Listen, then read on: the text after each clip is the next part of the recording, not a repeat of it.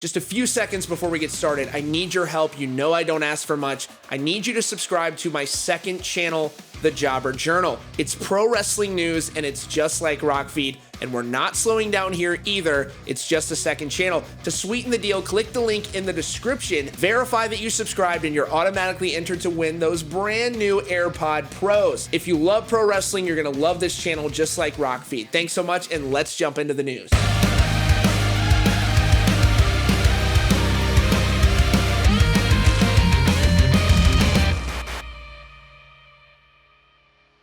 So I've really been trying to pick my spots here with the Motley Crue deal, but there has been so much happening. I didn't think this was going to be as big of a thing as it has been, but this has been worldwide. People are talking about what's going on with the Crue. I've heard from a lot of people off the record, on the record, you name it. A lot of people talking about this Motley Crue deal, and there's a lot of different perspectives here. But most importantly, and my favorite perspective of this, is anytime Steel Panther likes to talk about Motley Crue, because Motley Crue, for some reason, seems to despise Steel Panther, who are obviously a parody band. They're satirical. Their music is great. I love them. They're one of my favorite bands ever, and certainly one of my favorite live bands ever. I go see them every chance I get.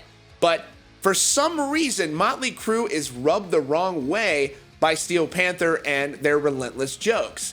And this was evidenced as a few months ago where vocalist Michael Starr was asked if he could bring any rock legend back from the dead during an interview, and he said Vince Neil, which was pretty funny. And then Nikki Sixx went on Twitter and basically called him an asshole and said he was a jerk for saying what he said, and then it turned into this whole chaotic thing. He hasn't said anything since then, but that hasn't stopped or intimidated Steel Panther into shutting up. But the likelihood of them joining Motley Crue on tour is increasingly less and less. So drummer Stig Cedinha is commenting on that report and that video that we showed you a few days ago of Mick Mars back in 2014 on That Metal Show, saying that if when they were announcing that they were breaking up, that if they ever got back together, he'd offer free tickets to everybody.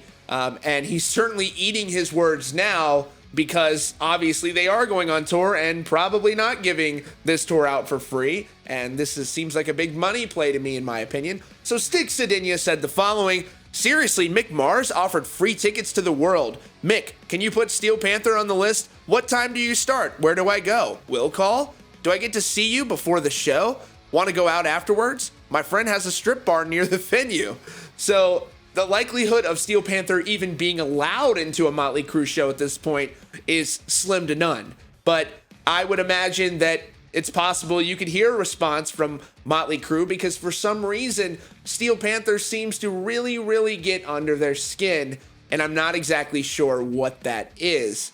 But it's interesting. You can go on our channel and see an hour-long discussion where myself and Anthony Vincent, also known as 10 Second Songs, we talk about the whole Motley Crue debacle, them getting back together, and it's a very interesting discussion that a lot of you folks have been offering very, very good feedback on. Anyways, that's all for now. Be sure to subscribe to Rockfeed here with notifications on so you don't miss out on breaking hard rock and heavy metal news. Anyways, that is all for now.